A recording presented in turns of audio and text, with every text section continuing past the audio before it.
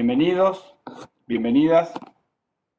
Estamos en la conferencia internacional Desafíos para la investigación educativa a partir de la pandemia.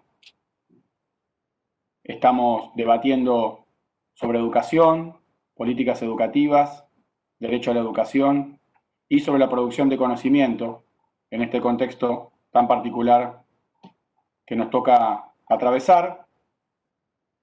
Y en este caso, en una mesa dentro del eje 3, en la conferencia, una mesa llamada Desafíos para la producción de conocimiento crítico sobre educación a partir de la pandemia, actores, metodologías y propósitos.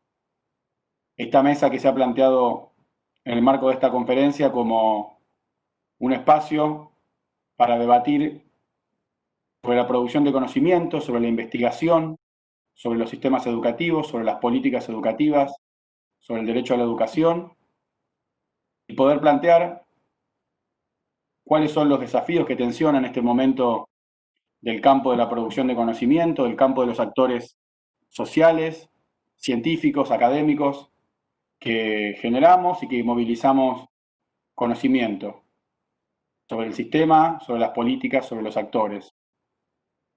Mi nombre es Leandro Botinelli, soy director nacional de Evaluación e Información Educativa en el Ministerio de Educación de la Nación de Argentina y me toca presentar esta prestigiosa mesa con 4 colegas que en un momento les voy a presentar y a detallar quiénes son, pero que básicamente gente con mucha trayectoria y experiencia en el campo de la investigación y también en el campo de las políticas y de la acción social, de los movimientos sociales, de los movimientos sindicales de nuestra región, que utilizan el conocimiento para marcar agenda, para tensionar las realidades y para ir delimitando también un camino de intervención que mejore la calidad de vida de nuestros pueblos, que eleve su condición social y que garantice el derecho a la educación de nuestra región.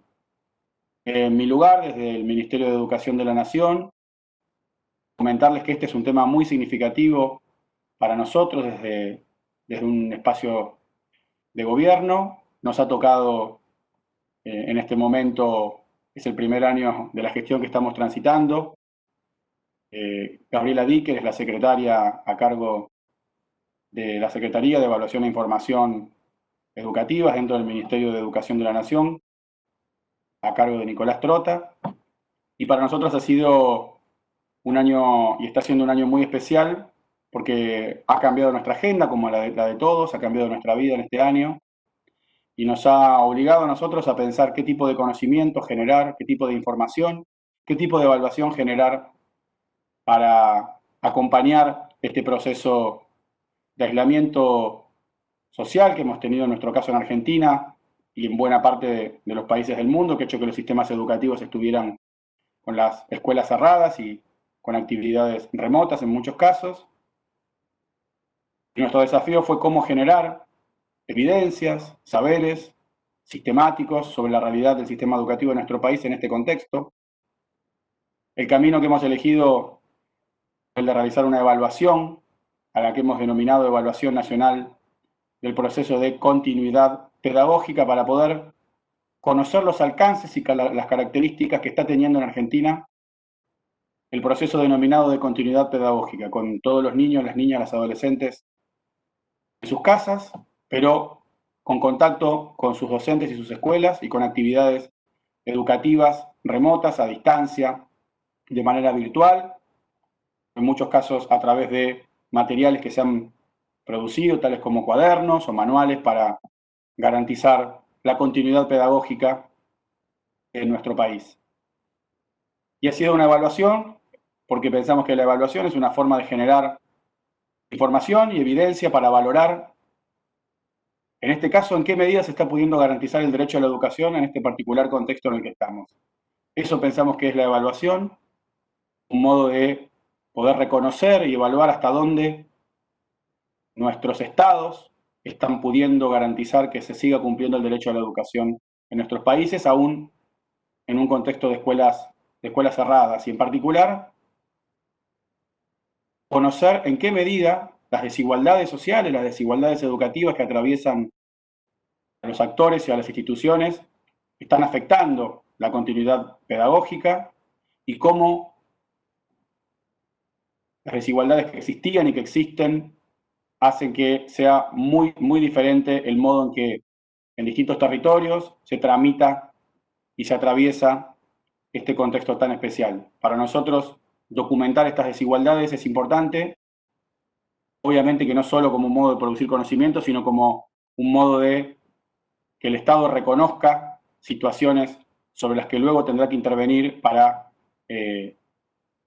dotar de nuevos recursos, para elevar pisos y para intentar paliar la situación tan difícil que nuestros sistemas educativos atraviesan sobre escenarios que ya no eran los mejores, por supuesto, que venían marcados por desigualdades de mediano y largo plazo, sociales, educativas, institucionales.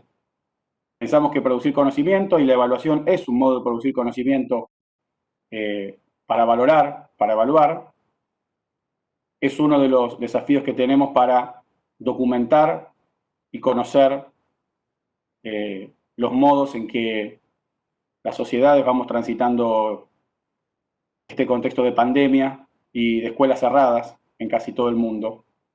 Hasta hace algunas semanas, ahora hay un proceso de apertura en muchos países.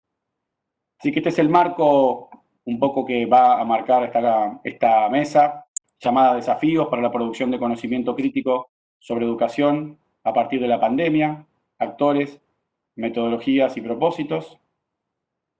Esta mesa va a tener 4 expositores que van a tomarse entre 10 y 15 minutos para presentar una posición, una tesis sobre el tema.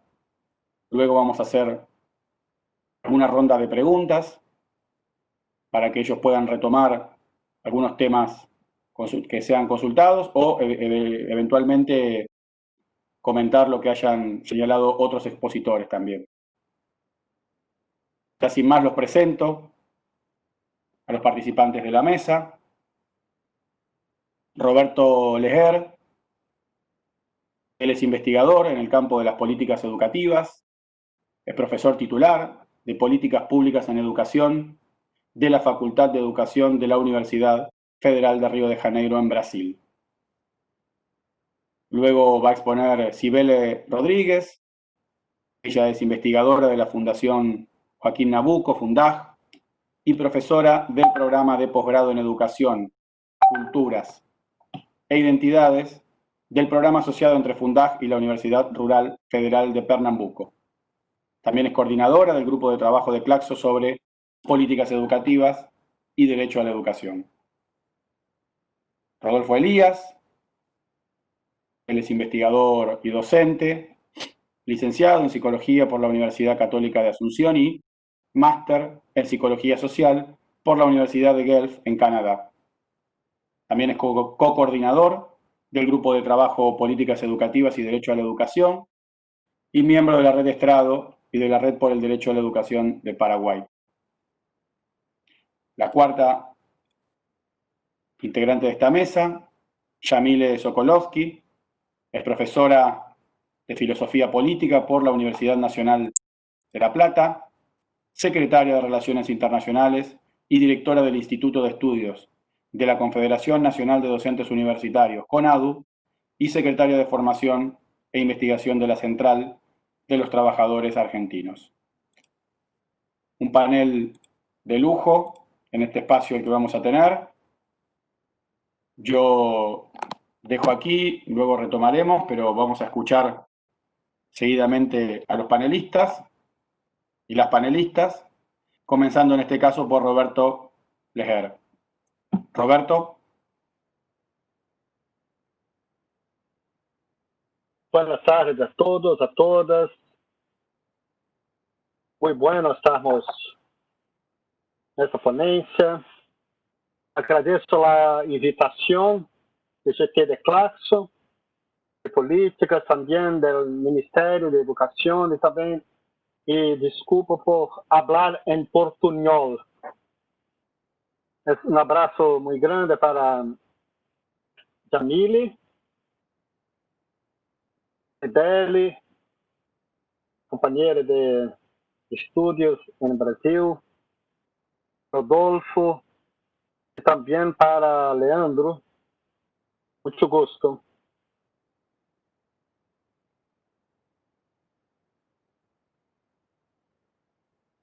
No contexto de la pandemia, nosotros estamos en una situación en que Walter Benjamin, en su tesis sobre el concepto de historia, en el contexto de fascismo, habló de un estado de excepción. En este estado de excepción, es muy importante hacer una investigación en nuestros sistemas educativos y también luchar contra la hegemonía de la nueva normalidad. En sus tesis, Walter Benjamin habla del ángel de la historia que tiene su rostro vuelto hacia el pasado y de catástrofes, dolor, muertes.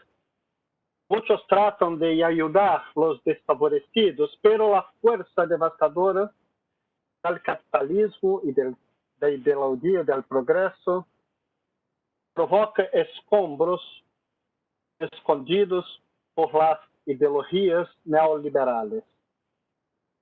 La pandemia dejó al descubierto la escala de los escombros. En Brasil, 80 millones de personas están en situación de miseria. Yo creo que hoy más de 50% de la población en edad laboral, en periodo laboral, hoy no tienen ninguna ocupación. Más de 50%.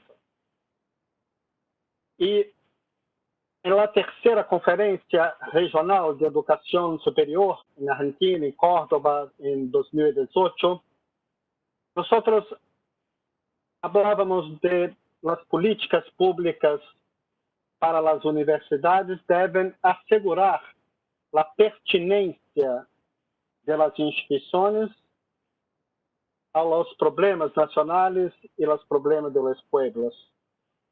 Pero yo creo que en el contexto de la pandemia es preciso hablar sobre las palabras. ¿Qué es público? O que nosotros compreendemos como la pertinencia y lo que son los grandes problemas de los pueblos.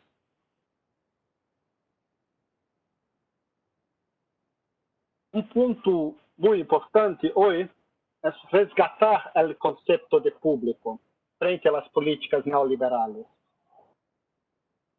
El público está en relación con un universalismo en que quepan todos los pueblos y rostros humanos, como nos habla Aníbal Quijano. Acá tenemos que pensar agendas enfocadas al bienestar de los que viven en estado de excepción, como también de los que viven de su propio trabajo y son explorados. El tema del trabajo, de las formas de exploración y opresión, agendas antirracistas. En Brasil, los casos de los asesinatos en favelas, de la represión de la policía, pero también de los territorios y cosmovisión de los pueblos indígenas, de las luchas de las mujeres, las luchas contra las opresiones, la juventud, sobre todo LGBT, pero también de las luchas en la afirmación de identidades y diferencias, y también el tema en las universidades de los derechos, la educación de los negros, de los campesinos, y acá, objetivamente, de las políticas de cuotas y asistencia a los estudiantes, que son hoy políticas muy estratégicas. El público es una dimensión radicalmente no mercantil, antimercantil. Lo privado mercantil es incompatible con el público. Y también exige la desmercantilización de la educación, de la salud, de las tecnologías, de la cultura. Y esto requiere pensar en Estado, en bloque de poder y la posibilidad de forjar una esfera pública no mercantil basada en consejos populares y experiencias similares.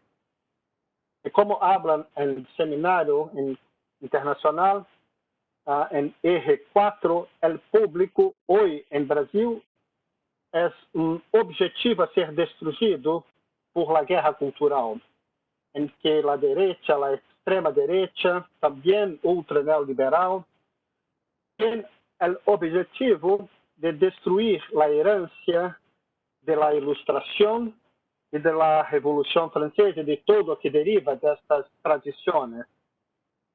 Pretende bloquear la formación de las personas y pueblos no submisos y alejar las políticas públicas del universalismo y del compromiso de asociar la libertad con la igualdad social. La lucha por la democracia es crucial, así como por la autonomía universitaria, sin la cual no se pueden desarrollar nuevas problemáticas y igualmente, sin la cual es imposible formar ciudadanos con una imaginación inventiva. Y también convertir la norma imperativa en norma imperativa y operativa el deber del Estado de garantizar el derecho humano a la educación. En relación a la pertinencia y compromiso con los problemas de los pueblos, es muy importante hoy en Brasil, yo creo que también en América Latina en general, pensar que la relevancia de las instituciones universitarias depende de la forma de la revolución burguesa y da relación con los núcleos hegemónicos, de la autonomía relativa de las cadenas productivas, capaces de agregar e incorporar inteligência, ciência e tecnologia em la produção. Depende, em definitiva, da forma de questionamento da sociedade sobre as universidades e as instituições de ciência e tecnologia. E, para tanto, os parâmetros de la evaluação devem valorar a pertinência, o compromisso social das universidades. Assim como hoje em Brasil, o tema dos concursos, carreiras universitárias, é muito importante para garantizar a liberdade acadêmica e liberdade de cátedra, liberdade de expressão. E também a pertinência requer os diálogos interculturais, temas de caráter epistemológico, como os conceitos de tecnologia, de salud, de soberania alimentaria, de energia, em suma, muitos temas que não agotam em campo intracientífico. As políticas públicas, además para ser realmente públicas, devem estar em conexão com as expectativas de bem-estar e bem-viver pelos pueblos, porque a indução dos aparatos de ciência e tecnologia não pode estar guiada por uma lógica tecnocrática e de interesses particularistas, nem de grupos de poder em âmbito acadêmico, como habla Pierre Bourdieu. Finalmente, eu creio que é muito importante falar dos problemas de investigação e de formação, temas de epistemologia e de política. Em período da ditadura em Brasil, os órgãos de fomento de apoio à ciência e tecnologia foram estruturados de forma muito heterônoma e buscavam definir o que é possível pensar, investigar, estudiar en las universidades. Las líneas de investigación, los editoriales públicos que alejaron las universidades de grandes temas muy importantes en la tradición que vem desde Córdoba, en 1918, de temas como los determinantes do subdesarrollo, de la desigualdad social y de la pobreza. Temas como la soberanía alimentaria, temas como reforma agraria, ciudades democráticas, igualitarias, pero también en concepto de salud. Hoy, con la pandemia, estamos mirando este tema con una situación muy dramática en Brasil. El concepto de salud en términos de la reforma sanitaria, pero también de la escuela pública unitaria que rechaza la disyunción entre pensar y hacer. La pandemia traz cambios en escala de los problemas de trabajo precario en Brasil. Como yo hablaba, más de 50% de la población en edad adulta no tiene hoy una ocupación. La juventud con trabajo uberizado, que es un terror en el país, situación muy degradante del mundo de trabajo. Hay que pensar en el complejo industrial de la salud, esta soberanía de complejos industriales, de los problemas socioambientales y también de sus conexiones con salud, como estamos ahora con pandemia. Pero todos los grandes problemas, los grandes interrogantes requieren acciones planificadas entre las instituciones nacionales y regionales. Hay que fortalecer la integración latinoamericana con pueblos de la África, del sur de Asia, pero obviamente también con Europa, con Estados Unidos. Pero con América Latina, hoy yo creo que es una mirada muy estratégica para todos, posibilitando la investigación de complejos temáticos, el intercambio de laboratorios y infraestructuras de investigación, también de movilidad de maestros, profesores, estudiantes entre nuestros países, y también de fortalecer los vínculos de las universidades con las luchas y los movimientos sociales en nuestras regiones. Yo creo que vivimos un momento en que el tema de la articulación de las universidades con la enseñanza básica, con el trabajo docente, la formación de maestros en América Latina, hoy es uno de los más importantes desafíos para nuestras instituciones universitarias. Yo creo que esto está bueno para un inicio de nuestra plática. Gracias, Leandro. Muy bien, Roberto, muchas gracias por el análisis, por la presentación. Seguimos con Cibele Rodríguez. Cibele. Olá. Olá. Então, também, primeiro, queria, como coordenadora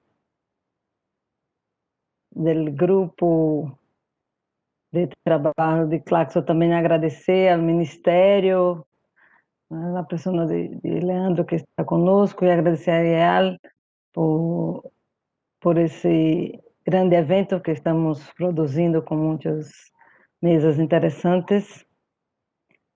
E queria também um pouco pedir desculpas por el portuñol, então aqui tomei algumas notas e, bueno, vamos começar.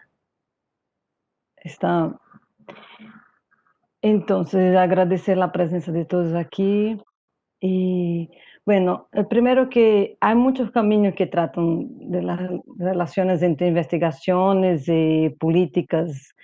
A criação das estatísticas sociais foram para pensar as políticas dentro do capitalismo Há muitos exemplos disso. O campo da avaliação de políticas pode ser um caminho muito importante, como falou o Leandro aí. Eu creio que sim. Mas hoje eu elegi dentro do campo do pensamento crítico, falar de alguns pontos que nos planteiam nas experiências de Paulo Freire. E aí eu digo que eu hablo desde Recife, que é o lugar de nascimento de Paulo, seu primeiro lugar de trabalho, e eu inspirada um pouco por as palavras de Michael Apple, que falou outro dia para a Universidade de Buenos Aires, para a Faculdade de Filosofia, e um pouco dessas memórias e um pouco das experiências que podem, eu penso que podem, alguns pontos que ele que podem nos ajudar nessa reflexão de hoje. Então, o primeiro ponto tem que ver com a extensão universitária, um pouco que começou a falar Roberto, nos anos 1950 e 60, na Universidade Pública de Recife ou na Universidade Federal de Pernambuco, começou o Serviço de Extensão e Cultura e criou um projeto de alfabetização de adultos, que todos sabem, e é importante porque aí tinha investigações e isso depois se converteu em uma política nacional do Ministério da Educação, que também desafortunadamente foi destruída pela ditadura militar. E eu quisera destacar alguns pontos dessa experiência. O primeiro seria pensar que as investigações aí de extensão que uma preocupação muito grande é com práticas assistencialistas, e uma preocupação de Paulo Freire era que as práticas, as ações não foram assistencialistas, mas de críticas que poderiam emancipar a gente e criar sujeitos que fossem críticos ao capitalismo. O segundo ponto é a ideia que as ações públicas e as investigações tinham como pressuposto o diálogo. Eu penso que isso seria um pressuposto, uma ideia, um respeito profundo por los saberes, por la cultura de la gente, por los saberes científicos, por la diversidade, e isso com a ideia de diálogo horizontal, sem hierarquias, diálogo sobretudo com os movimentos sociais e sindicais, que isso coincidimos com os outros que estão aqui. E o terceiro ponto seria uma visão de los alunos e las alunas como sujeitos produtores e produtoras de conhecimento. Creio que isso, hasta hoje, é um desafio para nós outras, nas políticas, porque tanto nas escolas como nas universidades há muito que hacemos para isso, de pensar o contexto de opressão de classe, né, do sistema econômico, uma leitura do mundo, e se sabe também que ao longo de sua vida Paulo Freire também falou de outros tipos de opressões, e se falamos do pensamento crítico hoje, falamos também do pensamento antirracista, antipatriarcal, e pensamos também, como falou Paulo Freire, que o sistema capitalista é necrófilo, que propõe essa educação bancária, e que nosso desafio agora é pensar outra educação, outro mundo, a partir de princípios teóricos.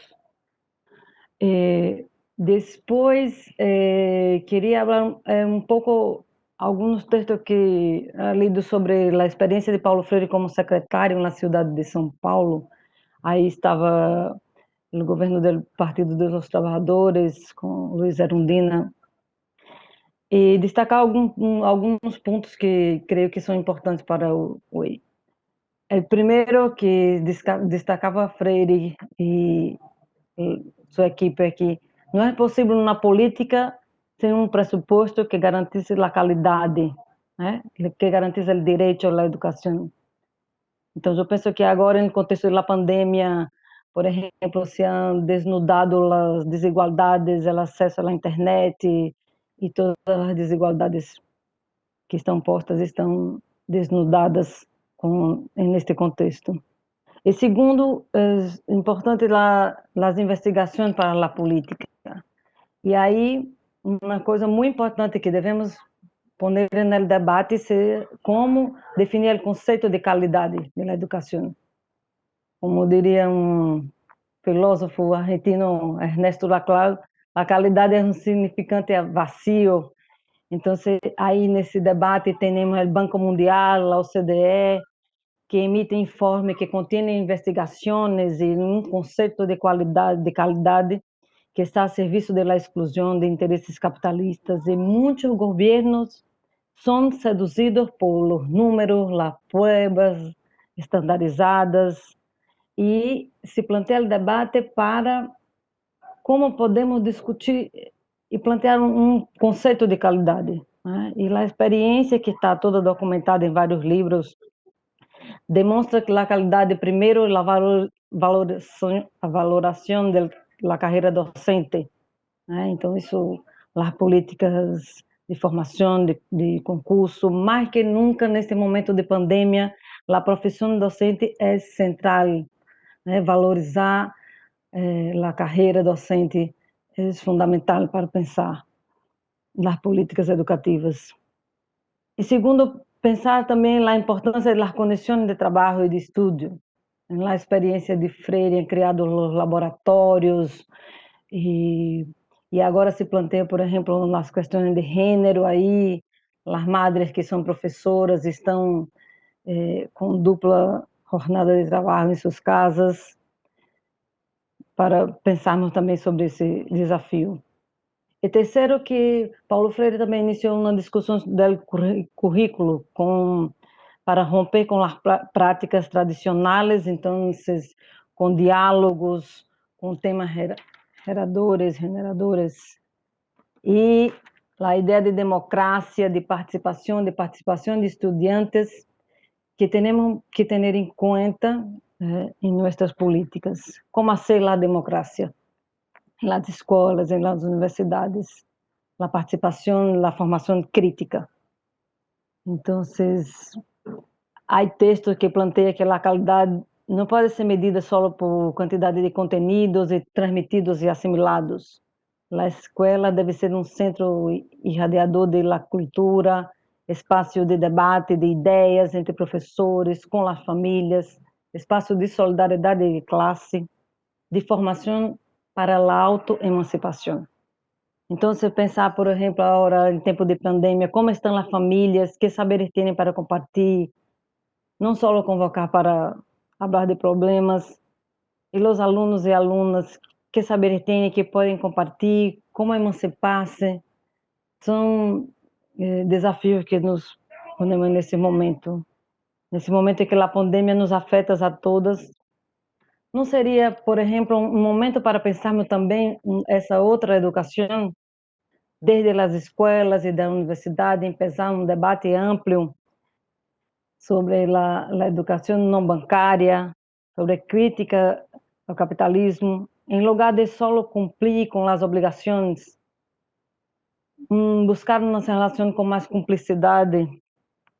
Eu penso que seria um momento muito bom para pensar como o capitalismo se converter numa máquina, eu digo máquina mortífera, uma máquina de necrofilia, que nos impõe a necessidade de não parar, para que não podamos reflexionar criticamente sobre as opressões, sobre a educação bancária que está aí, sobre as desigualdades sociais que estão postas, as questões de gênero, de raça, de las etnias.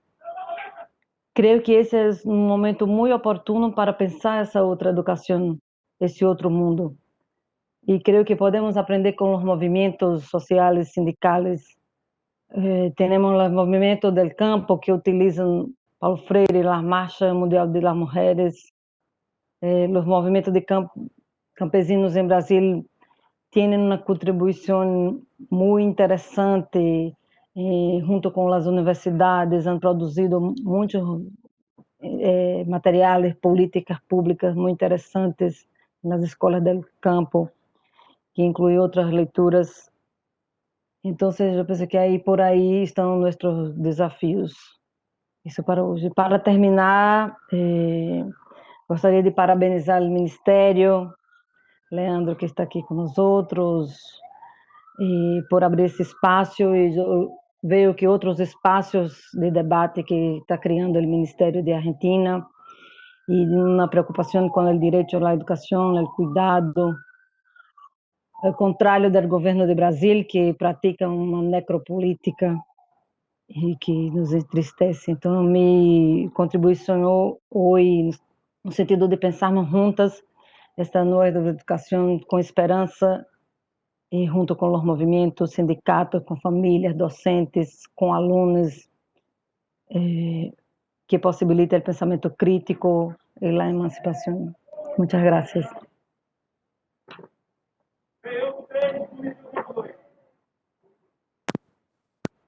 Vélez, por esta intervención y por las palabras. Continuamos en esta mesa llamada Desafíos para la producción de conocimiento crítico sobre educación a partir de la pandemia, actores, metodologías y propósitos.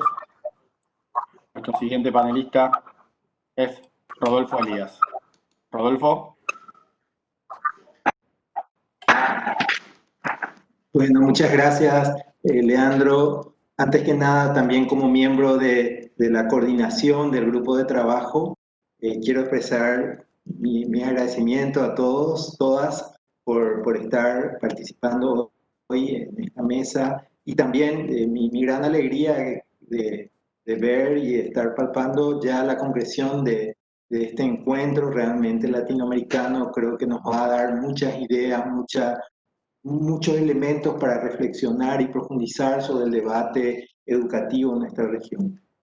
Yo quisiera hablar sobre el tema de la investigación social y las políticas públicas en el campo educativo, refiriéndome particularmente al caso de Paraguay. Yo soy paraguayo y estoy trabajando acá, y traer a esta mesa también una serie de reflexiones o ideas que estamos construyendo en un grupo que denominamos la Red por el Derecho a la Educación. Quisiera hablar algo acerca de la coyuntura que se está dando, sobre todo la presión de los sectores conservadores en contra de los pocos escuálidos, diría yo, recursos para la investigación social que cuenta el país. También quisiera dar algunos elementos históricos, una pequeña reseña sobre la investigación educativa, donde podemos notar una escasa institucionalidad de la investigación, hablar de los aportes de la investigación educativa en el reconocimiento de la diversidad cultural, de las desigualdades, su impacto en el campo educativo, y algunos elementos del debate de la investigación educativa, ¿verdad? Cómo se establece y de dónde se establecen las agendas de investigación en educación en Paraguay, para finalmente hacer referencia al contexto COVID, a la pandemia y los desafíos que implica para la investigación. Quisiera empezar con un hecho que sucedió en estos días en Asunción, y tiene que ver con la declaración de un senador de un partido conservador de derecha, que decía: basta de destinar fondos de CONACYT, CONACYT es el Consejo Nacional de Ciencia y Tecnología, a ONGs, a organizaciones propagandísticas que nada productivo han aportado científicamente. Entre paréntesis dice, con signo de interrogación, BASEIS, CADEP, ¿te suenan? Refiriéndose a dos organizaciones, dos instituciones paraguayas que trabajan en el campo de la investigación social. Esta expresión no es nada casual, porque viene de una serie de fuertes tendencias ocurriendo, presiones de estos sectores más conservadores en contra de los pocos espacios de investigación y los pocos recursos destinados. No es casual que mencione a CADEP. CADEP es una ONG que trabaja en el tema de economía. Uno de sus figuras principales ha ocupado cargo de ministro, incluso en Paraguay. Sin embargo, tiene un fuerte análisis, un discurso crítico acerca de la baja presión tributaria que existe en Paraguay. Y BASEIS es otra ONG ya de larga trayectoria en el país, que tiene mucho trabajo de investigación, de crítica al modelo productivo, en particular al tema de la soja en Paraguay.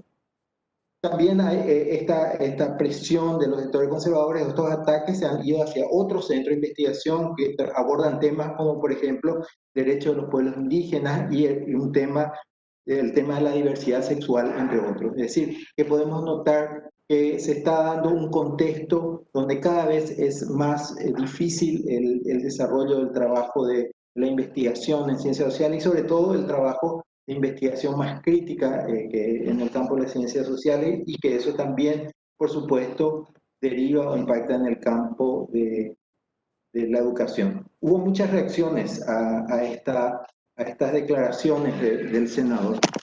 Quisiera mencionar alguna. Hubo un pronunciamiento de los centros miembros de Claxo de Paraguay que dice: negar la posibilidad a las organizaciones no gubernamentales porque molestan algunos de los temas que abordan implica un claro intento de censura y direccionamiento de las investigaciones en Paraguay. Y por otro lado, un pronunciamiento de la Asociación Paraguaya de Sociología señala denostar o negar un hecho que estudios nacionales e internacionales develan, a saber, la insuficiencia del Estado paraguayo para atender a las personas en las condiciones más desfavorecidas económica y socialmente, no es otra cosa que la expresión de un interés definido de mantener todas las formas de desigualdad y exclusión vigentes en la sociedad paraguaya. Y una de sus principales causas son los magros ingresos fiscales y las disparidades impositivas que impiden financiar el acceso a servicios universales y al ejercicio de los derechos sociales. Estos factores terminan favoreciendo a los sectores privilegiados de la sociedad, los que el legislador mencionado hace parte y cuyos intereses defiende. Creo que eso nos pinta un poco un contexto en el cual se da el tema de la investigación y de las ciencias sociales en el Paraguay en este momento. Históricamente, de hecho, Paraguay no ha logrado mucha institucionalidad en el trabajo de la investigación social, donde ha habido durante décadas una persecución al pensamiento crítico, incluso a la generación de datos. Y eso está muy ligado a la larga dictadura que tuvo el Paraguay de Stroessner entre el 54 y el 89, que ustedes saben es una de las dictaduras más terribles y la más larga que se ha dado en la historia reciente en América Latina. Una de las últimas represiones ya en los años 80 fue justamente a un centro de investigación que se llamaba Banco Paraguayo de Datos, que básicamente levantaba datos y estadísticas sociales en Paraguay, ¿verdad? Eso ha impactado mucho todo lo que es el escaso desarrollo de la investigación social que aún ahora seguimos arrastrando en las universidades, ¿verdad? Y en los pocos centros, el poco apoyo que han tenido los centros de investigación. A pesar de eso, creo que se puede señalar que se han desarrollado líneas de investigación educativa, que realmente, sobre todo en las últimas décadas, ha aportado elementos interesantes de reconocimiento de aspectos que tienen que ver con la diversidad cultural, la diversidad lingüística y las desigualdades en Paraguay, ¿verdad? Un tema que se ha investigado, que la investigación educativa ha señalado ya a partir de los años 70, 80, es todo lo de la educación en lengua materna, el tema de la educación bilingüe. Paraguay es un país donde predomina la lengua guaraní, que es una lengua que surge del pueblo de los guaraníes, pero que ya es hablado prácticamente por el 80% de la población paraguaya, incluso un 40% con el guaraní como lengua materna. Sin embargo, el sistema educativo está lejos de incorporar una práctica extendida de educación en lengua materna o una educación bilingüe, ¿verdad? El tema de educación y género ha sido un tema también que se ha abordado en el campo educativo, el tema de la educación en zonas rurales, la educación indígena. También han habido investigaciones referidas al contexto social, político, estudios sobre el tema de la desigualdad y la educación, factores que influyen en la exclusión educativa, la educación ligada también a las diferentes realidades geográficas, territoriales, el tema de la violencia, fueron temas abordados en investigación, ¿verdad? También hay trabajos interesantes en el campo de la historia, la educación, sobre todo del autoritarismo, la educación, estudios recientes. Y otro hecho que se ha podido generar también son algunos estudios a nivel regional, ¿verdad? Por ejemplo, justamente en redes como las generadas por Claxo, la red Estrado y otras en que Paraguay empieza a participar recientemente, que le ha permitido también realizar estudios comparativos, en cierto modo, regionales, que permite analizar la realidad paraguaya también a la luz del contexto latinoamericano. En ese marco podemos ver que la investigación educativa, aún con dificultades, ha avanzado y que ha tenido ciertos aportes importantes en todo lo que apunta a la educación como derecho, pero indudablemente también se ha generado un debate respecto a la investigación educativa y sobre la forma en que se establece la agenda de investigación, quiénes establecen y cuáles son las principales líneas o temas que han sido abordados. Si por un lado también se ha desarrollado una investigación, un estudio que apunta mucho a la medición de resultados dentro de una visión más tecnocrática, economicista, incluso que ve fundamentalmente a la educación como la generadora de un producto muy ligado a la inserción al mercado, al sistema capitalista, ¿verdad? Entonces, también en Paraguay se ha impulsado bastante todas las líneas de medición, de evaluaciones estandarizadas, ¿verdad? Que es un campo que ha tenido un desarrollo, si bien también con limitaciones, pero constantes dentro del campo de la educación. Y por otro lado también ha habido aún, yo diría, con dificultades, y diría cada vez con mayores dificultades, experiencia de investigaciones en la construcción de una perspectiva más crítica, de una perspectiva de derecho, con una visión más, un abordaje más, en una mirada más desde una investigación participante, cogenerativa, dialógica, como las que mencionaban anteriormente Cibele, Roberto.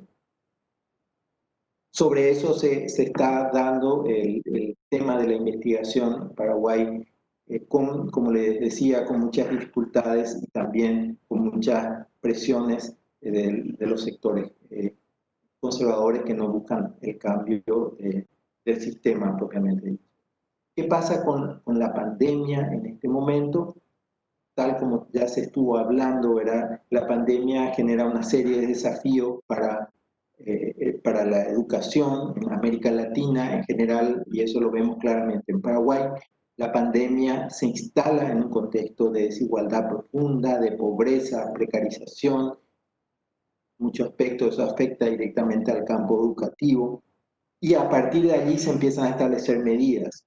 Primero, todo el tema de la cuarentena de aislamiento social, la suspensión de clases, que es una experiencia común de todos nuestros países, y el paso a la utilización de formatos a distancia, plataformas con programas como la escuela en tu casa, como se denomina en Paraguay, trabajando directamente con algunas plataformas, muchas de ellas provenientes de grandes corporaciones internacionales, como el caso de Paraguay, donde el Ministerio de Educación llega a un acuerdo de manera inmediata prácticamente con Microsoft para la instalación de la plataforma educativa.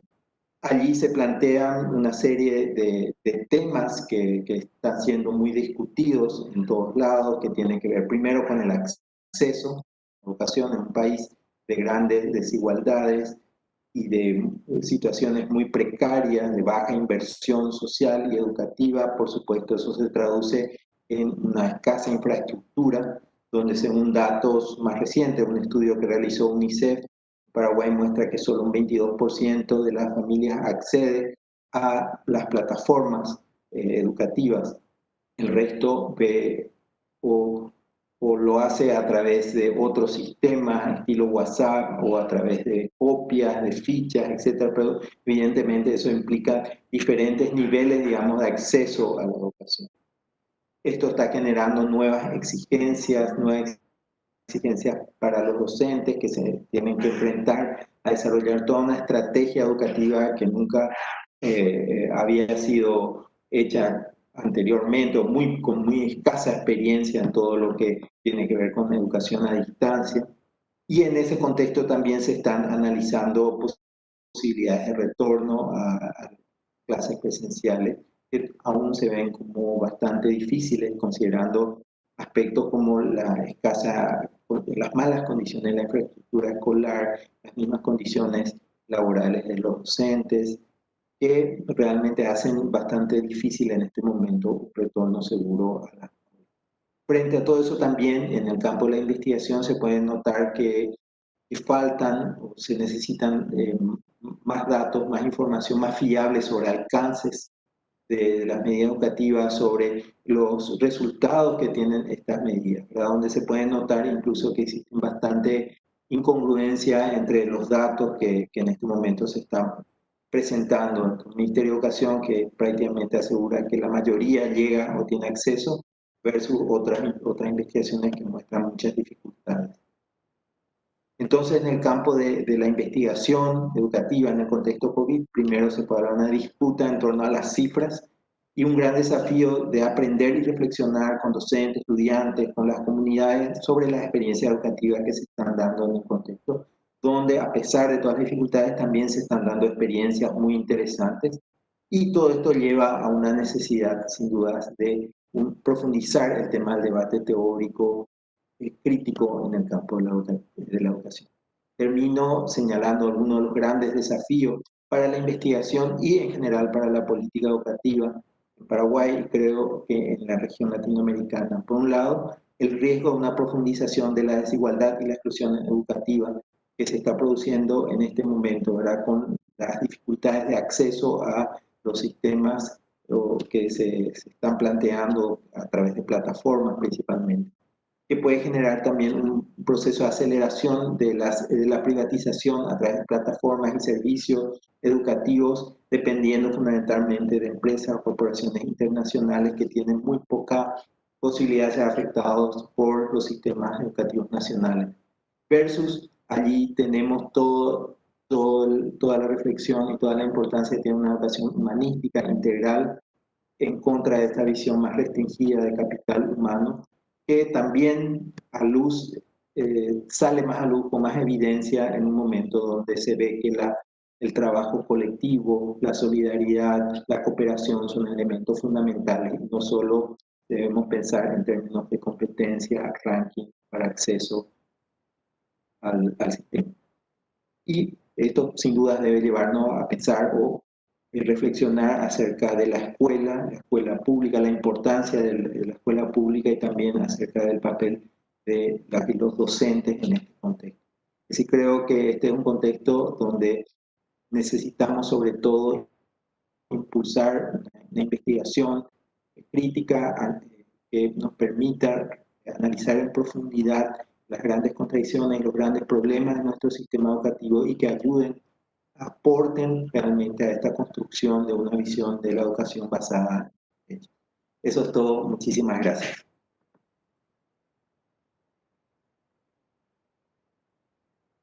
Muchas gracias a Roberto. Su intervención deja muchas ideas para debatir. Y pasamos a la cuarta de nuestros panelistas, Yamile Sokolovsky. Yamile. ¿Qué tal? Buenas tardes, muchas gracias, Leandro.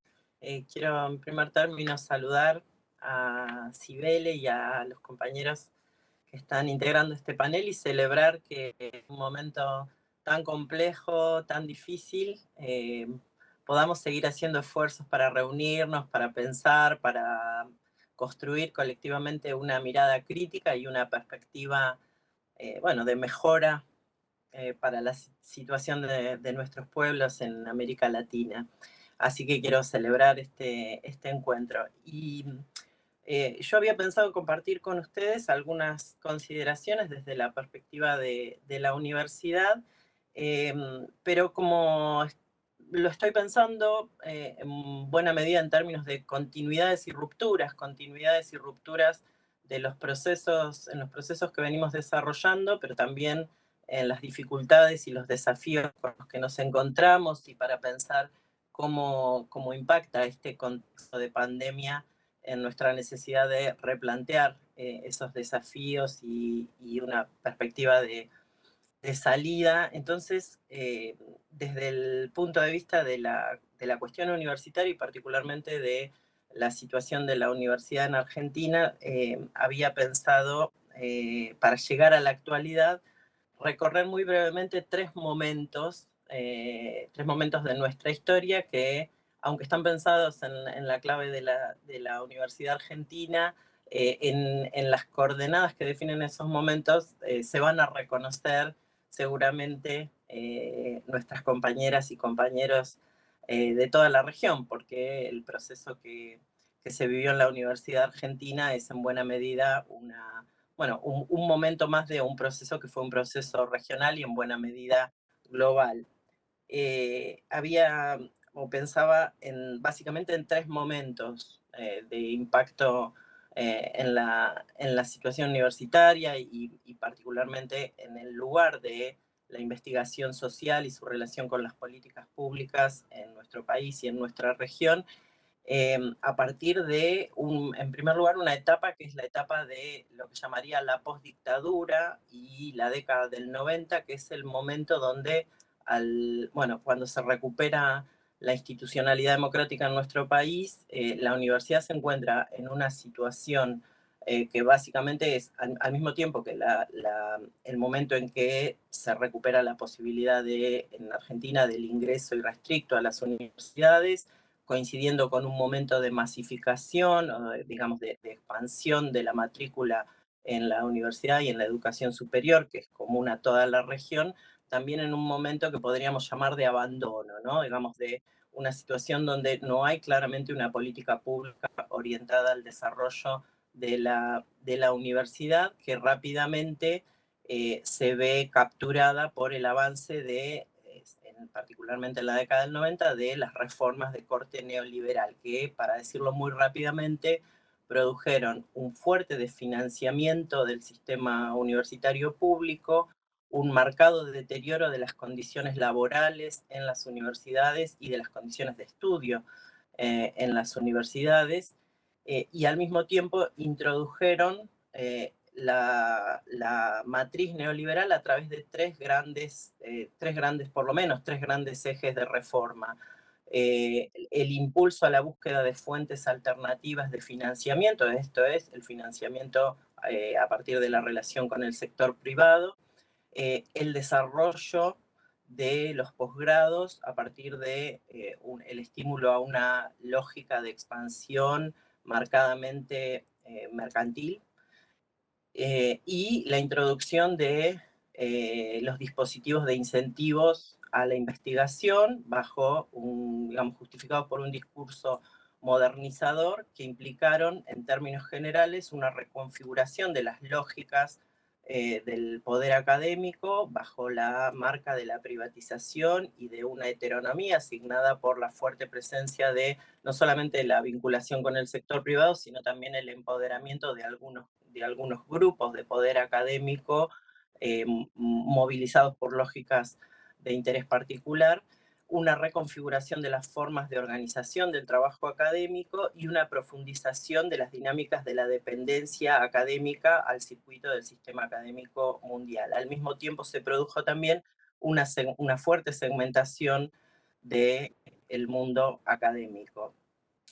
En ese momento tenemos una investigación social crítica en las universidades que es importante, pero que en algún sentido se configura de una manera marginal y que tiene un rol contestatario en relación a las políticas llevadas adelante por el Estado neoliberal. En el periodo siguiente que quería señalar es el periodo que va en Argentina desde el año 2003 al año 2015, donde se produce claramente lo que entendemos que fue un nuevo ciclo de reforma democrática en las universidades, fuertemente centrado en la reivindicación del derecho a la educación, también en las universidades, y del reconocimiento del rol estratégico de las universidades públicas para el desarrollo, y que se tradujo en un incremento sostenido del financiamiento del sistema universitario público, una mejora notoria de las condiciones laborales y de las condiciones de estudio en las universidades, el desarrollo de una serie de programas de lo que en esa etapa se llamó inclusión y vinculación al territorio, que son dos conceptos que voy a intentar retomar un poco críticamente al final, y que se desarrolló fundamentalmente a partir de una expansión del sistema universitario público y del estímulo a la investigación en áreas estratégicas y a la formación de posgrado. En todo ese periodo con un rol claramente distinto asignado a las universidades y a la actividad universitaria en el marco de un proyecto político nacional orientado al desarrollo soberano, con justicia social, al reconocimiento de derechos, al aumento o a la ampliación del territorio de la igualdad en nuestra sociedad, la investigación social crítica empieza a desarrollarse de una manera muy interesante, ya no contestatariamente, sino asociada a las políticas de un Estado democrático en desarrollo. Y hay una iniciativa, hubo muchas iniciativas muy importantes en ese periodo, pero una en particular que no quisiera dejar de nombrar, porque además se está reactivando en este momento, que fue el programa de investigación de la sociedad argentina contemporánea, un programa financiado por el Estado Nacional y que convocó al conjunto de las universidades nacionales a implicarse en la producción de investigación claramente orientada al acompañamiento del desarrollo de políticas públicas en los distintos campos de actuación, de intervención del Estado. Entre el año 2016 y el año 2019 tuvimos nuevamente un periodo, lo que llamamos un periodo de resistencia popular a las políticas, nuevamente a las políticas de ajuste de un gobierno neoliberal que también desarrolló una política de ataque material e ideológico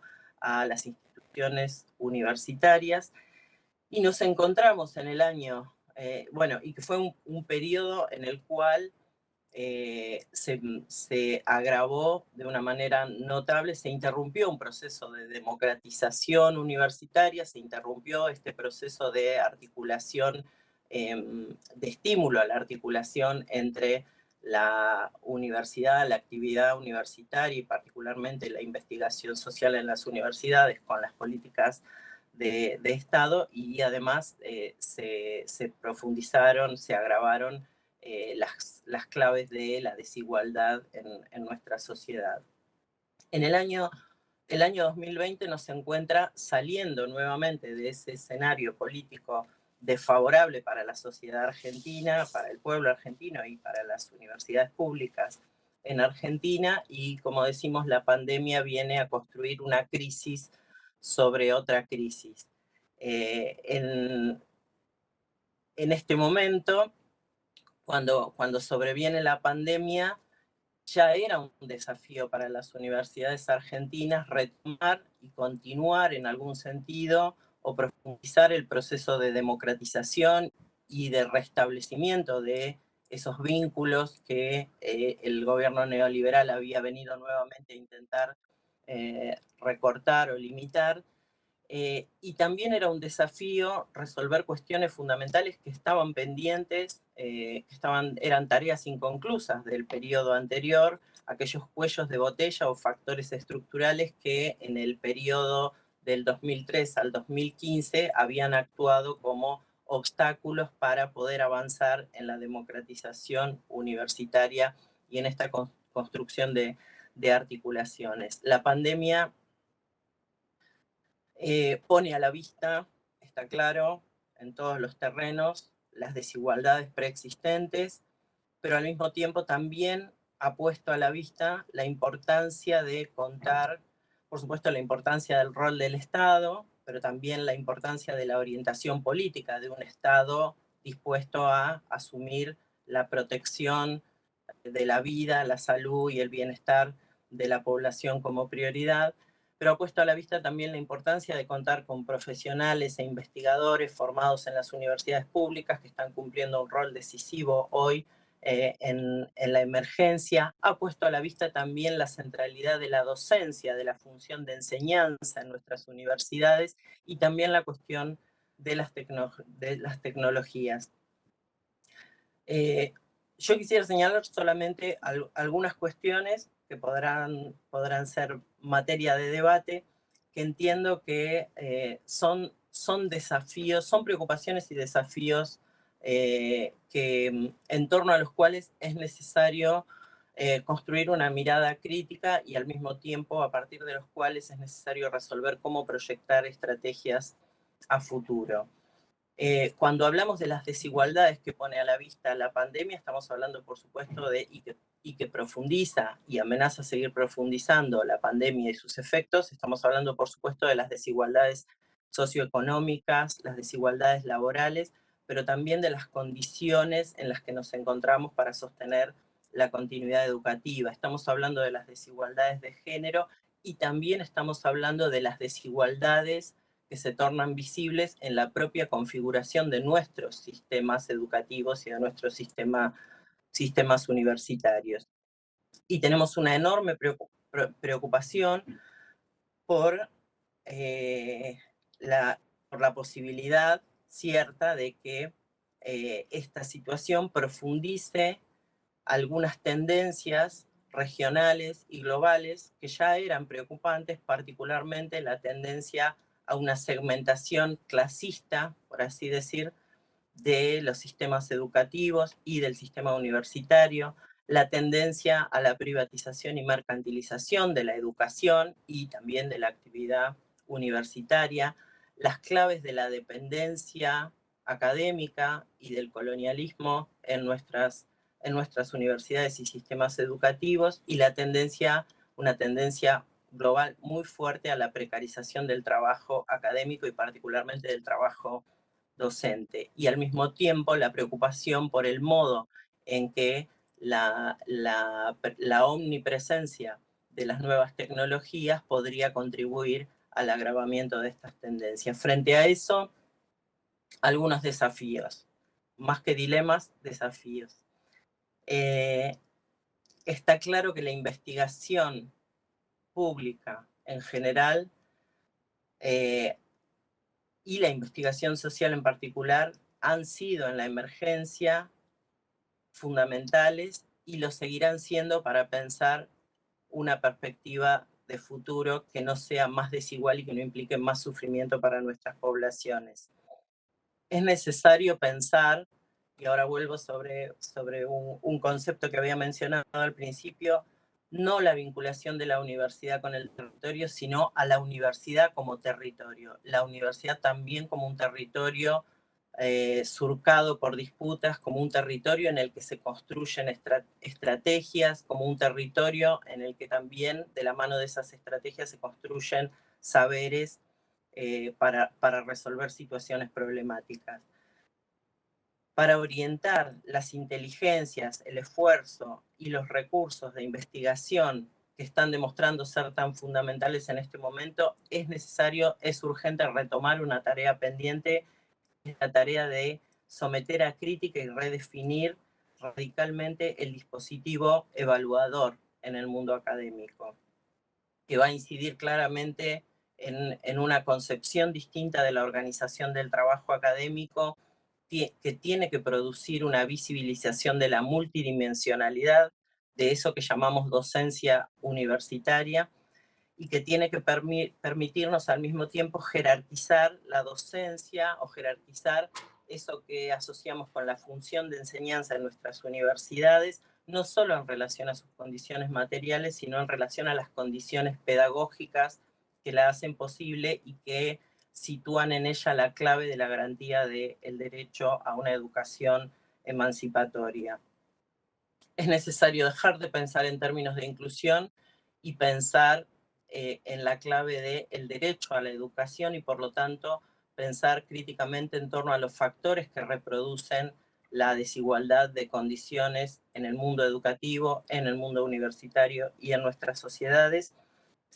Y finalmente, creo que una de las cuestiones que la pandemia y la virtualización masiva pero desigual de las tareas de enseñanza, pero del conjunto de las tareas académicas ha provocado en esta coyuntura, una de las cuestiones que nos plantea es la necesidad de asumir desde las universidades públicas la propia responsabilidad y el desafío en la producción de la tecnología que necesitamos para mejorar las condiciones de vida de nuestros pueblos. Como estamos insistiendo en decir, las universidades no somos simplemente usuarias pasivas de la tecnología que nos proveen los actores del mercado, sino que somos capaces y debemos ser capaces de producir en un sentido amplio la tecnología que nuestros pueblos necesitan. Y por supuesto, todos estos desafíos tienen que poder ser pensados en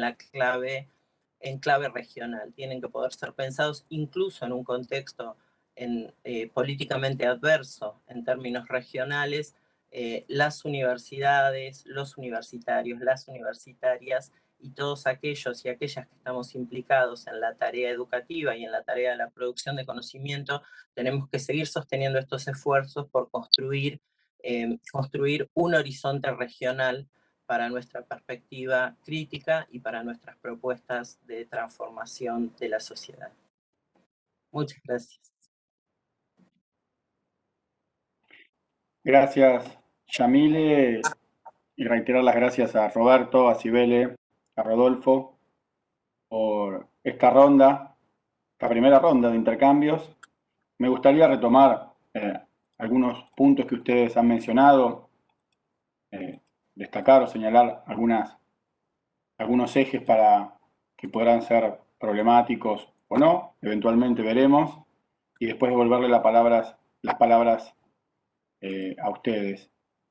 Hay un debate ahí, me parece importante, sobre mercantilización y privatización y en qué medida el proceso en que estamos atravesando va a potenciar o no estos dos procesos que son distintos. Me parece que es importante que la investigación educativa pueda clarificar distintos ejes conceptuales.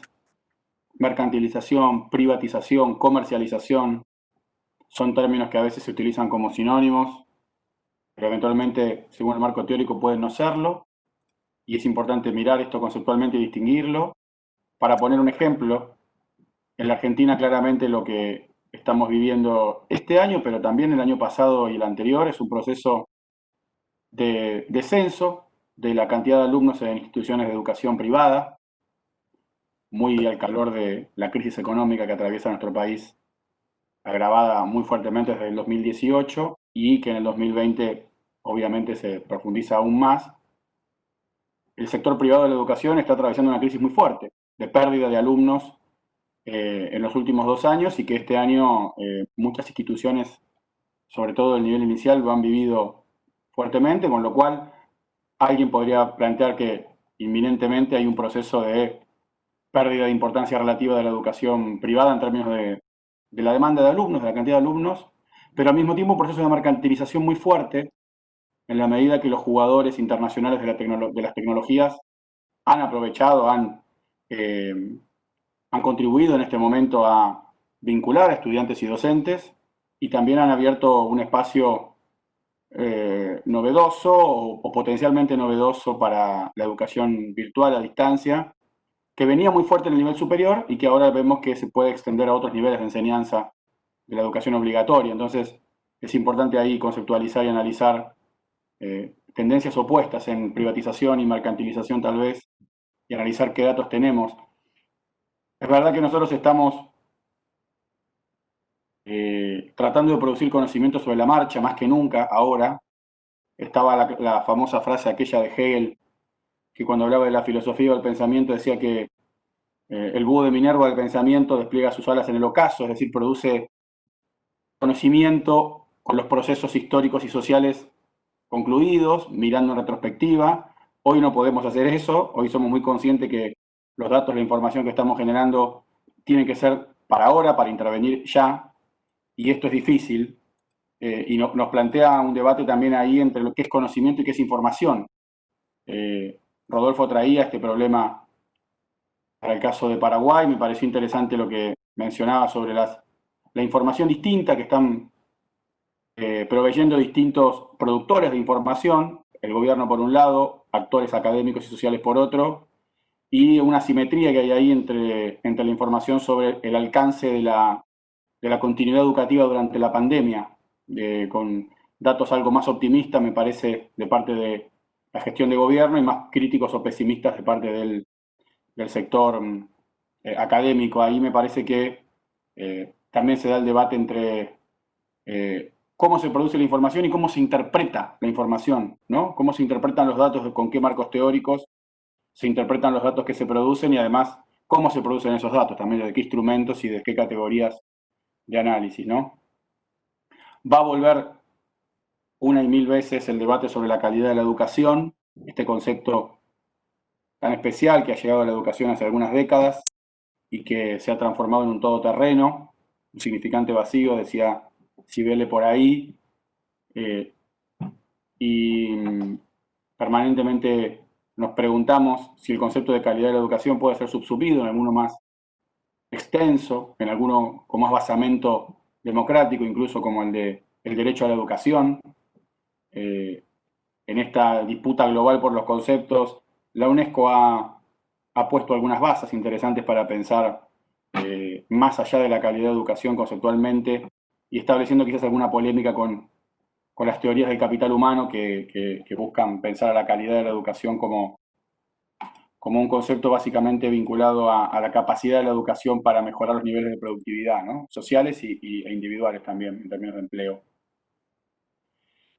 Y en la agenda de las desigualdades que puede estar potenciando la pandemia, que traía Yamile, evidentemente la cuestión, la mirada de género echa luz sobre lo que nos está pasando. Hay una desigualdad ahí muy potente que se está viendo cómo la pandemia está pegando más en las mujeres, en algunos sentidos. En Argentina, la evaluación que hemos hecho de la continuidad pedagógica nos permitió comprobar que el 90% de los adultos o adultas que acompañan a los niños y niñas en los hogares con las tareas escolares son mujeres. Si lo sumamos esto a que el 80% de los docentes y las docentes en Argentina son también mujeres, lo que comprobamos es que esta difícil y tensa situación de la continuidad pedagógica en las casas en Argentina la están sosteniendo las mujeres sobre sus hombros, con lo cual hay también ahí un dato para pensar en términos de las desigualdades de género, qué significa esto hoy, ¿no? Bueno, si les parece, retomamos una ronda de comentarios que puede ser de 5 minutos de parte de ustedes. Podemos seguir con el mismo orden, puede ser una buena oportunidad también para retomar otras cosas dichas en la conversación o reponer algunas que les parezca importante realzar. Empezamos, Roberto. Gracias, Leandro.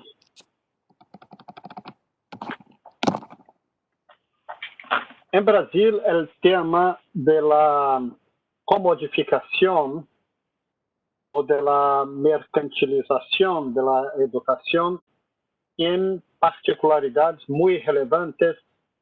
Hay una situación muy específica en Brasil que es distinta, yo creo que de toda América Latina, incluso de Chile y también de Asia. Hay una particularidad única.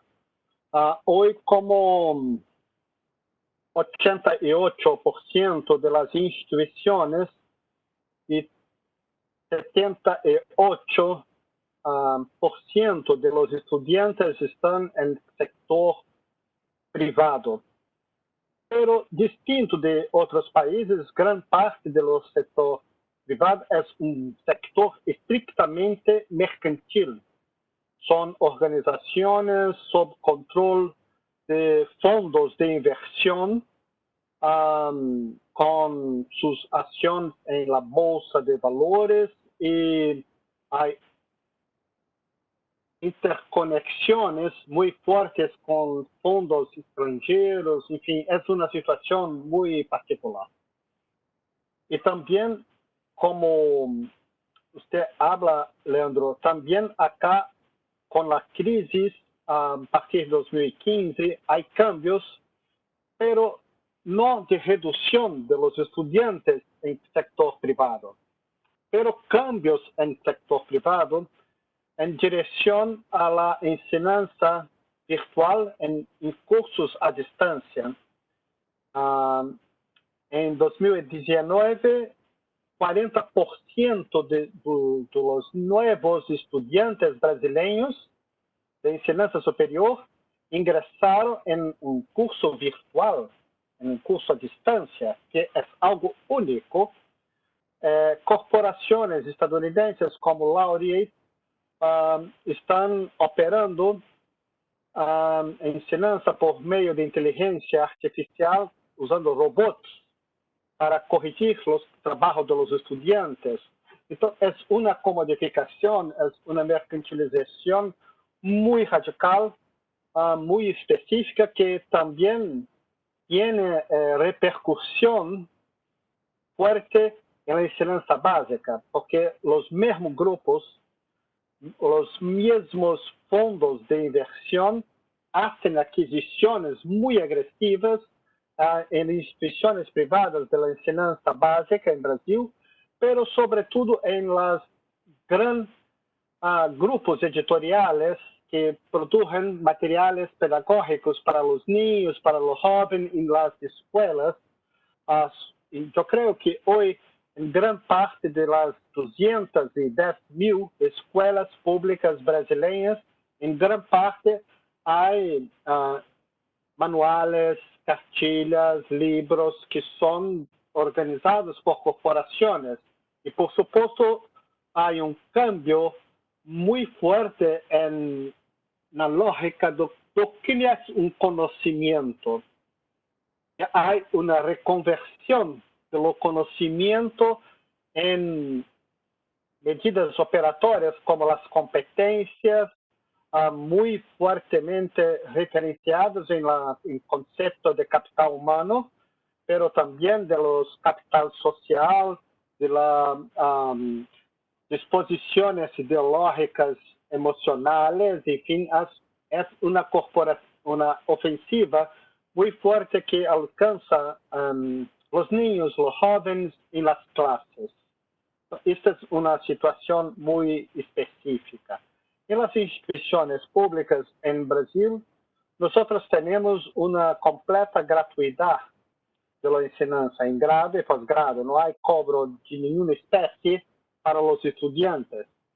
Pero también, como en demás países de América Latina, nosotros tenemos un contexto de cambios constitucionales. Hay una enmienda que cambió la Constitución con una medida de contención de los gastos primarios por 20 años sin poder autorizar gastos nuevos en inversiones, en desarrollo de las instituciones de ciencia y tecnología y de las instituciones universitarias. Entonces, nosotros tenemos cambios muy fuertes. Yo fui rector de la Universidad Federal de Río de Janeiro. Cuando yo ingresé como rector en 2015, los presupuestos de inversión eran como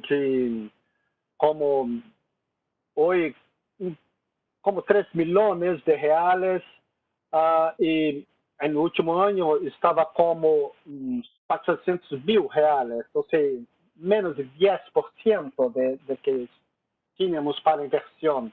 Entonces, estos cambios son muy profundos y la influencia de corporaciones es posible sobre las universidades, sobre todo en sectores como agronegocio, como sector de energía, de las minerías, en fin. Entonces hay tensiones, mas es un debate muy relevante para las universidades, puesto que es preciso, como Jamil hablaba, que nosotros tenemos que interpelar, desarrollar tecnologías para asegurar el bem viver. As universidades tienen que mirar el tema de las tecnologías, de los procesos productivos, de las cadenas productivas, porque es necesario mirar un otro mundo que no sea el agronegócio o la explotación de minería con un problema, con devastación socioambiental, o también de producción de proteína animal en la Amazonía y otros temas muy relevantes para el país.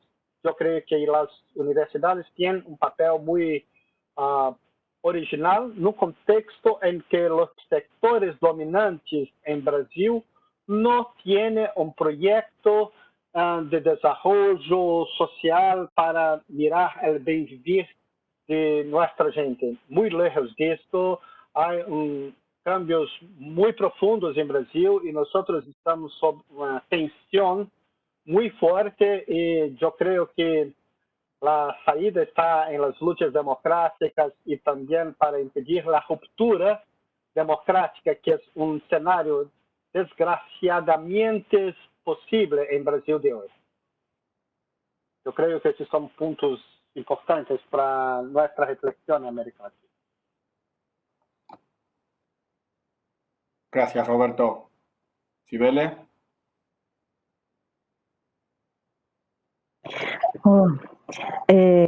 Eu queria añadir ao que disse Roberto, que também passamos como em tempos de ditadura, como falou Rudy em Paraguai, também temos uma persecução ao pensamento crítico.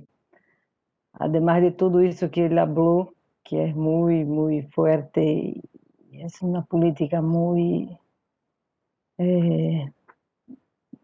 difícil para nós. E as esperanças estão mesmo nos movimentos sociais, nos movimentos de juventude que estão aí, de mulheres, fórum de educação popular de educação, porque em Brasil temos nos anos 80, 90, uma criação de vários fóruns de sujeitos políticos de articulação com o mundo acadêmico e movimentos sociais, que han sido muy importantes para la agenda política, de las políticas públicas. Entonces, ese foro, hay muchos que hasta hoy están trabajando, que han cambiado muchas concepciones por ahí. Y los gobiernos de Lula y Dilma representaron también avances importantes en el derecho a la educación, como en Argentina, muy parecido con el contexto de Argentina.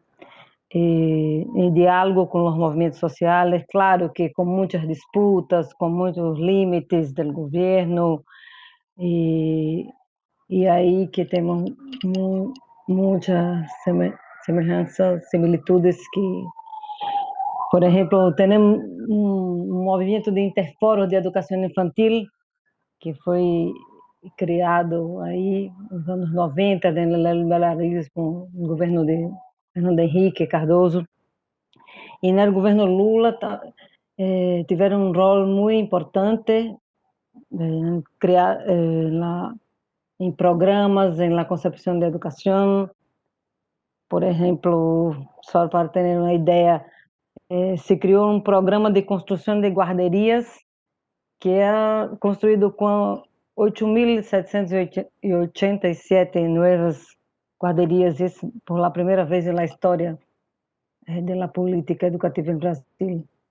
Então, isso é importante, porque as guarderias estão aí, e uma política também de ampliação das universidades públicas, sobretudo nas regiões mais pobres do país, que foi um tempo muito importante como...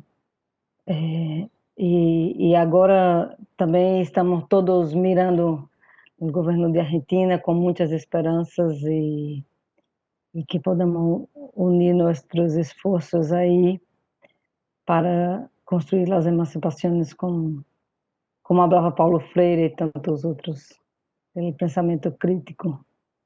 E queria novamente agradecer a todos que estão aqui. Um abraço enorme na distância, que não pode ser um abraço presencial, mas muitas alegrias estar aqui junto com vocês nessa conferencia. Gracias. Gracias, Cibele. Lo mismo para nosotros. Ver las caras, ver los rostros, al menos en estos formatos, da energía, da muchas ganas de seguir trabajando, militando, investigando. Así que bueno, compartimos también el saludo a la distancia. Rodolfo. Bueno, agregar algunas ideas o algunos puntos. Siempre pensando o reflexionando desde la realidad social y educativa en Paraguay, lo que vemos son grandes desafíos para que tenemos los que estamos en el campo de la investigación, en el campo académico, realmente de aportar a los movimientos docentes, a las organizaciones estudiantiles, que mantienen siempre una activa participación. Vemos por un lado una debilidad institucional cada vez mayor, creciente del Ministerio de Educación en Paraguay, ¿verdad? Del Ministerio del Estado como el ente rector. Vemos que ahí los procesos de privatización, como analizan muchos autores, ¿verdad? Se está dando no tanto en la matrícula propiamente dicha, donde predomina una matrícula del sector público, pero sí en la misma gestión y en la dirección, en las instancias que toman las decisiones dentro de la política educativa. Debemos figuras o equipos cada vez más débiles que ocupan la dirección y que las decisiones se van tomando en otros espacios muy ligados a intereses de sectores, por ejemplo, empresariales, también otros muy ligados a sectores religiosos, conservadores, fundamentalistas, ¿verdad? Es una tendencia que se está instalando fuertemente, ¿verdad? Por otro lado, tenemos todo este discurso de la eficiencia, la calidad, toda esta visión reduccionista acerca de la calidad muy instalada y muy aceptada en los medios de comunicación. En general uno nota eso, ¿verdad? La gran preocupación de este año es por cumplir el currículum escolar, por cumplir el programa, por que no se pierda el año escolar, ¿verdad? Llegando por ejemplo, a una declaración del ministro diciendo que la entrega de los pequeños kits alimentarios que se hacían a través de la escuela dependían que los chicos cumplan con sus tareas escolares, por ejemplo, ¿verdad? Donde se está realmente perdiendo de vista toda la complejidad social de las familias, ¿verdad? En un país como Paraguay, donde uno tiene el 25% de la población en condiciones de pobreza, esa pobreza es mucho mayor en zonas rurales, ¿verdad? Donde se mantiene un porcentaje muy importante de pobreza extrema, ¿verdad? Poner ese tipo de condicionamiento y estar preocupado por cumplir un currículum escolar, tenemos una visión todavía muy pobre, muy instalada. Vemos una cultura autoritaria que se está de alguna forma siempre presente, pero aflorando con ciertas prácticas, ciertos discursos, ciertas valoraciones de elementos muy ligados a toda la historia autoritaria del Paraguay. Frente a eso, creo que el gran desafío que tenemos es el desarrollar discursos alternativos, ¿verdad? Que permitan realmente construir proyectos y agendas que nos permitan también articularnos. Pues muchas veces el discurso académico o la investigación está muy lejos o con una interacción muy débil, por ejemplo, con las organizaciones, ¿verdad? Entonces, nos fortalece, además de la gran segmentación de todos los sectores, ¿verdad? Que es algo también que permanece mucho en la sociedad, ¿verdad? Entonces, la necesidad de articulación y de desarrollar discursos y proyectos y agendas alternativas. Y ahí creo que hay un aporte con esa mirada, como estamos diciendo, ¿verdad? En el derecho a la educación, que nos puede dar una orientación muy clara hacia dónde apuntar como política, como agenda en el campo educativo. Creo que ahí hay un aporte muy importante que debemos hacer, y también tomo lo que decía Yamile, que eso tiene, y para Paraguay es fundamental eso en este momento, que sea una agenda regional latinoamericana, y que Paraguay, que como uno de sus más grandes intelectuales, el escritor Roabasto, definía a Paraguay como una isla rodeada de tierra, ¿verdad? Por el aislamiento que Paraguay ha estado. Creo que esa integración regional es algo fundamental también para impulsar estos movimientos y estas agendas en el campo de las políticas sociales y educativas. Muchas gracias, Robert. Yamile. Bueno, se han dicho muchas cosas importantes. Voy a levantar un par de cuestiones que planteabas, Leandro, que no quisiera dejar pasar. Una es este tema que la pandemia ha puesto tan a la vista, que es la cuestión de la desigual distribución de los cuidados en nuestra sociedad, que también es una situación que no es nueva, pero que el contexto ha hecho crítica y más visible en todo caso a partir del aislamiento y de las medidas de distanciamiento y demás, pero que también es importante mirar en términos de clave de desigualdades, porque esa distribución desigual de las responsabilidades de cuidado es en general, o sea, venía siendo señalada como uno de los factores que dificultan el acceso de las mujeres a la educación y al empleo formal, al pleno empleo, ¿no? Entonces es uno de los configuradores y reproductores de la desigualdad de género y de la desigualdad social. En segundo lugar, la cuestión de esto que planteabas de mercantilización y privatización. Me parece que otra de las cosas que también es importante mirar con atención es, digamos, cómo se vuelve más claro de qué hablábamos cuando estábamos hablando de la mercantilización de los sistemas educativos públicos, ¿no? Particularmente en Argentina, donde la relevancia social y la extensión del sector público en todos los niveles educativos, fundamentalmente en la educación básica, pero también en la educación universitaria, es tan importante, tendíamos a perder de vista que probablemente el elemento más preocupante o el proceso más preocupante para nosotros no fuera tanto la expansión del sector privado tradicional propiamente dicho, sino la incorporación de mecanismos, de dispositivos o de lógicas de mercantilización en el sector público. Y esto que se ve tan claramente y de una manera tan preocupante con la aplicación generalizada de tecnologías de origen, finalmente, mayoritariamente de origen comercial, en realidad es una lógica que ya estaba presente en nuestros sistemas educativos y en nuestros sistemas universitarios de otras formas, pero una de ellas, que me parece que sigue siendo importante señalar, es la vía de mercantilización que implica el propio dispositivo evaluador que vincula la actividad académica a través de bibliometría mediante a un dispositivo controlado por algunas empresas, algunas editoriales académicas, comerciales, que finalmente sostienen un mecanismo global altísimamente lucrativo, que es al mismo tiempo que un mecanismo de mercantilización, un dispositivo de profundización de la dependencia académica en nuestros países.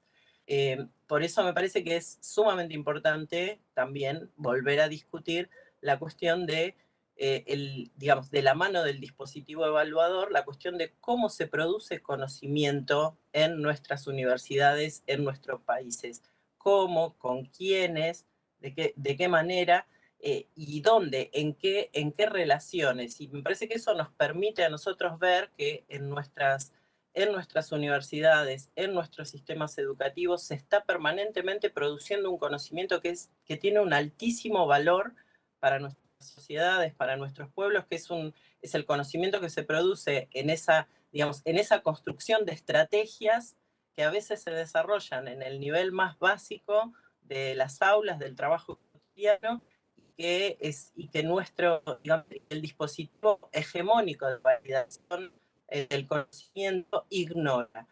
Y que es una reserva donde nosotras tenemos que ir a buscar también enseñanzas respecto de las claves para una producción más democrática, más horizontal, como decía Sibelio hoy, retomando a Paulo Freire, donde los y las productores y productoras de conocimiento no son solamente aquellos que tienen un título reconocido para tal, sino todos los sujetos y sujetas que participan de esa relación. Creo que en esos términos también esta urgencia, esta emergencia, estas dificultades nos tienen que impulsar digamos, a recuperar audacia para pensar bueno, nuevas formas de producción de saberes que necesitamos.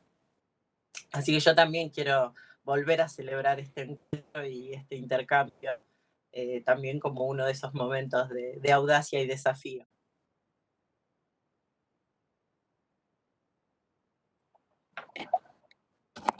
Muchas gracias, Yamile, y hacer extensivas las gracias a toda la mesa, a los organizadores de la Conferencia Internacional Desafíos para la Investigación Educativa a partir de la pandemia. Con estos comentarios damos por cerrada esta mesa del eje 3 llamada Desafíos para la producción de conocimiento crítico sobre educación a partir de la pandemia. Esperamos que haya sido productivo el intercambio y, bueno, continuará en el resto de la conferencia, en los debates públicos, en las redes, en las calles, donde nos encontremos trabajando, investigando y compartiendo conocimiento por el derecho a la educación en el continente. Muchas gracias y nos seguimos viendo.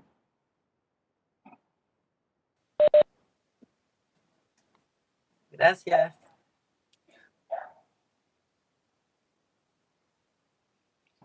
Bueno, muchas gracias a todos y damos por terminada la charla. Abraços grandes.